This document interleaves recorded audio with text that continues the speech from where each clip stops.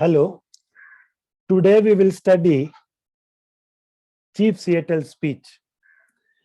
Uh, we will study line by line so that any question that comes in the exam from any paragraph, you can answer it well. So the focus of this video is to explain you line by line. So let us begin. The first line is, yonder sky that has wept tears of compassion upon people for centuries, which to us appear changeless, eternal, may change. So the first line, the speaker says that the sky has been crying for the condition of these native people, tribal people, red Indians or black people for centuries. And the sky feels pity on them. The sky feels pity on the condition of these black people. And the sky has been crying on them metaphorically. That means nature feels pity on these black people, and the nature has been crying for centuries. And their condition has been same. जैसे थे वो वैसे ही है for many years. So आसमान को भी उन पे दया आता था,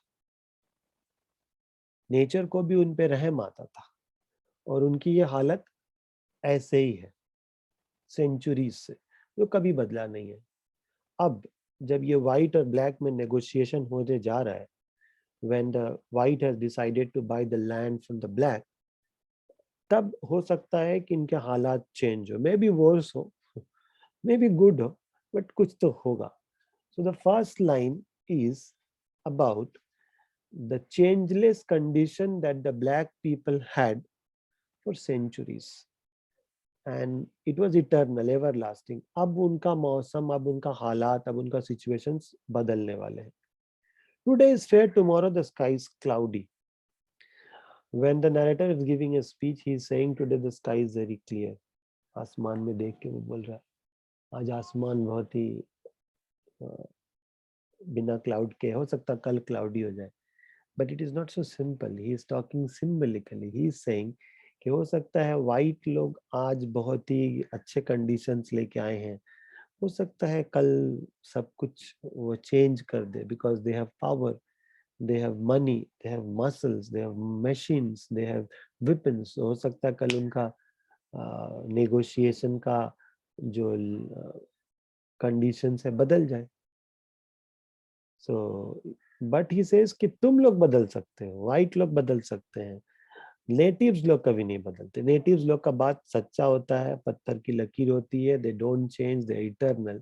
सो the next sentence he says that my words are like stars, they never change. So he says white लोग हमेशा बदलते रहे, indirectly he's saying. लेकिन black लोगों का बात कभी नहीं बदला है, वो जैसे जो बोलते हैं वो करते हैं. So the words of black people, native people, red Indians, they never change. Whatever Chief Seattle says, he says he is a Chief Seattle speech. मतलब ये जो स्पीच दे रहा है वो सिएटल का चीफ है, वो हेड है, वो लीडर है एक जगह सिएटल का. तो वो बोल रहा है कि हम जो बोलेंगे वाइट लोग इसको कंफर्म मान ले, इसको परफेक्ट मान ले, इसको सर्टेनली मान ले, इसको श्योरली मान ले. क्यों? क्योंकि ही से जैसे सूरज वापस आता है, कंफर्म है कल सुबह उगेगा ही. जैसे सीजन चेंज होगा, होता ही है, रेनी सीजन के बाद नेक्स्ट सीजन आता ही है, विंटर के बाद समर, समर के बाद मॉनसून. तो this season is very confirm. So he says मेरा बात इतना ही कंफर्म है जितना सूरज का निकलना और मौसम का बदलना. So he says your words are like cloudy, sunny, it can change, but my words are certain as the rising of the sun, as certain as the change of seasons. Then he said the wise chief says that, जो लोग आए ये बोल रहे हैं कि big Washington के chief मतलब व्हाइट लोग ये खबर भिजवाए हैं कि they want us to make friendship with us, to make goodwill with us. He says ये बहुत काइंड ऑफर है आप लोग का. क्या काइंड ऑफर है? कि आप लोग हम लोग का जमीन खरीदना चाह रहे हैं. So it's a kindness. Of course, he is speaking it very sarcastically, and the sarcasm is at a very subtle layer. मतलब ये बहुत ही बारीकी लेयर में वो व्हाइट लोग को sarcastically बोल रहा है. He says कि व्हाइट लोग हमारा लैंड खरीदना चाहते हैं, ये उनके अंदर की भाईचारगी है, गुडविल है, अच्छाई है। अब ये सरकास्टिक क्यों है? ब्लैक लोगों का एक्सप्लॉयटेशन सेंचुरी से हुआ है, और फिर जबरदस्ती व्हाइट लोग उनका लैंड को खरीदना चाह रहे हैं। तो ये कहाँ का गुडविल है? How is this goodwill? How is this benevolence? How is this love? How is this helping the black people? So here the black people says white people are very good, they are very kind towards us, जो बहुत रहम दिल है, वो बहुत माया करते हैं हमारे पे, वो हमारे दोस्त है, वो हमारा शुभ चिंतक है। ये सब वो sarcastically बोल रहा है। He is speaking it in a very sarcastic tone. This is very kind of him. He says कि वो तो सच में काइंड है, बिकॉज वो चाहते तो लैंड खरीदना कि हम लोग को मार देते या हम लोग का लैंड छीन लेते। वो इतना कुछ होने के बाद भी हमसे लैंड खरीदना चाहते हैं। सो ही सेज कि ये उनका फ्रेंडशिप है, ये, and this is what he wants in return. His people are many. He says white लोग बहुत है। They are like the grass that covers the prairies, means grassland. So white people or white men are compared to the grasses that cover the whole grassland. माई मैंने black people, red Indians, natives लोग, black people मैंने red Indian, red Indian मैंने native, बोल रहा हम लोग बहुत few हैं, बहुत कम है हम लोग। व्हाइट पीपल लोग पूरा जमीन को कवर करके रखे हैं, जैसे grass land covers the grass, मतलब चारों तरफ ग्रास फैला होता है, वैसे चारों तरफ व्हाइट लोग फैल गए हैं। और ब्लैक लोग बहुत कम हो गए, बहुत थोड़े से हो गए, बहुत फ्यू हो गए हैं, बहुत लेस हो गए हैं, बहुत कम हो गए हैं। They resemble the scattering of trees after the storm removes or breaks the trees. He compares the black people and the condition of black people with the trees that are destroyed by storm. He compares the condition of their tribe, the black people, the tribal people, with people who are destroyed by storm. तो सवाल ये है कि अगर ये tree storm से destroy हुआ है, तो ये स्टॉर्म कौन था? वो स्टॉर्म व्हाइट पीपल थे। बहुत सेंचुरी से तूफान ढलते आ रहे हैं, मतलब डिस्ट्रॉय करते आ रहे हैं। They have been destroying black people for centuries. The storm is a symbol of white people. So he says हमारा कंडीशन ऐसे है जैसे तूफान के बाद जब ट्री टूट जाता है, ब्रांचेस बिखरे होते हैं, चारों तरफ अजीब सा होता है। So he compares his situation with the trees which are destroyed by storm. The great, I presume good, बोल रहे वो जो व्हाइट लोग हैं वो अच्छे हैं, वो महान है, sarcastically. He says कि वो खबर भिजवाएं, या send us the word, means send us a message that he wishes to buy the land from us. बोल रहे ये व्हाइट चीफ बहुत अच्छे हैं, बहुत महान है, वो हमारा जमीन खरीदना चाहते हैं, बहुत अच्छी बात है। और उसमें अच्छा बात यह है कि हमसे जमीन खरीद भी लेंगे और हमको इस जमीन पर रहने भी देंगे। Now here you have to understand the basic thing. जब जमीन बेचने वाला black, tribal people, native people, वो लोग जब बेचना चाहते ही नहीं है, तो व्हाइट लोग खरीद कैसे रहे? मतलब कि व्हाइट लोग एक ऐसा सिचुएशन क्रिएट किए, एक लॉ पास कर दिए हैं, मतलब it's a power structure forcing the black to sell the land. So here white people are buying the land from black, but black are not willing to sell.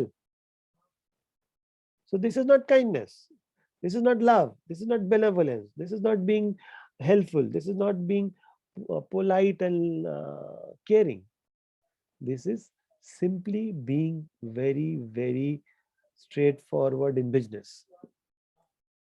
मतलब might is right, जिसकी लाठी उसी की भैंस। White लोग का power है, तो ब्लैक लोग या तो मर जाए या तो लैंड बेच दे। तो जान से अच्छा भैया लैंड ही दे दो। At least white will allow them to live on their land. So he says that they will allow us to live on this land comfortably. So yeah, they send us the message that they want to buy our land, but is willing. White people are willing to allow us to live comfortably. मतलब वो लोग चाहते हैं कि हम लोग इस land पे कंफर्टेबली जी ले। This indeed appear just and generous। बोल रहे ये तो ऑफर बहुत ही काइंड है, बहुत ही जस्टिफाइड है। क्या कि हमारे लैंड में हमको रहने दिया जाएगा और हमसे ये जमीन खरीद लिया जाएगा। नाउ अगर हम आपका घर से आपको आपको आपके घर को खरीद ले जबरदस्ती, माइंड यू, और फिर आपको आपके एक घर के कोने में रहने दे, So will you call me kind, or will you call me an intruder, a manipulator, a colonial master, one who rules forcefully? So यहाँ ब्लैक बोल रहे हैं कि हम लोग को इस जमीन पर रहने दिया जाएगा, will be allowed to live here comfortably. This in need is very just and kind. बोल रहा है ये जो हम लोग को ऑफर है ना, कि हम लोग का जमीन हम लोग से खरीद लिया जाएगा और यहाँ रहने दिया जाएगा, ये बहुत ही काइंड ऑफर है, ये बहुत ही जस्टिफाइड ऑफर है। बोल रहे क्यों? क्योंकि अब हम लोग रेड इंडियंस लोग, ब्लैक, रेड इंडियन मतलब ब्लैक मतलब नेटिव, एक ही, तीनों का मतलब एक ही है। I am referring to black, red Indian, native, I mean the same tribe. So this red Indians मतलब नेटिव लोग को इतना बड़ा जमीन लेके होगा ही क्या? सो द ऑथर सेज, जो स्पीच देने वाला बोल रहा है कि red people no more need so much of land, क्योंकि पहले वो बहुत थे, फिर व्हाइट लोग उनको एक्सप्लॉइट करते करते करते करते इतू सा बना दिए। सो ना ही सेइंग कि हम लोग को इतना बड़ा जमीन लेके करेंगे क्या? Here again is sarcasm, here again is irony, here again is the mock, कि हमारा ही जमीन था, हमसे ही ले लिया गया और फिर हमसे ही जबरदस्ती खरीदा जा रहा है। एंड देन ही सेज कि हम लोग को अब जमीन लेके होगा ही क्या? अरे उनका जमीन है, वो उनको दरकार है, नहीं है, they are suppose to have it, but white people have been making colony over them for centuries. So he says, white people can take this land from us, from these tribal people, because we are very few. We are very few. और हम लोग इतने कम है, तो हम लोग को इतना बड़ा जमीन का दरकार ही क्या है? The offer may be wise as we are no longer in need of an extensive country. He says कि ये ऑफर बहुत अच्छा है, क्योंकि हम लोग बड़ा जमीन लेके करेंगे क्या? हम लोग इतना सा है, मुट्ठी भर है, we are very few, what we will do with such a big country like USA? हम लोग छोटे से इलाके में रह ले तो ही बहुत है। So here in the first speech you will find the helplessness of this tribe. Here you will find how white people have been exploiting them. Here you will find that though he is called as a tribal whom white people look down upon, he is such an intelligent man. Each sentence of his is filled with so much of sarcasm, so much of irony, and so much of understanding of white and black. So this is the first paragraph.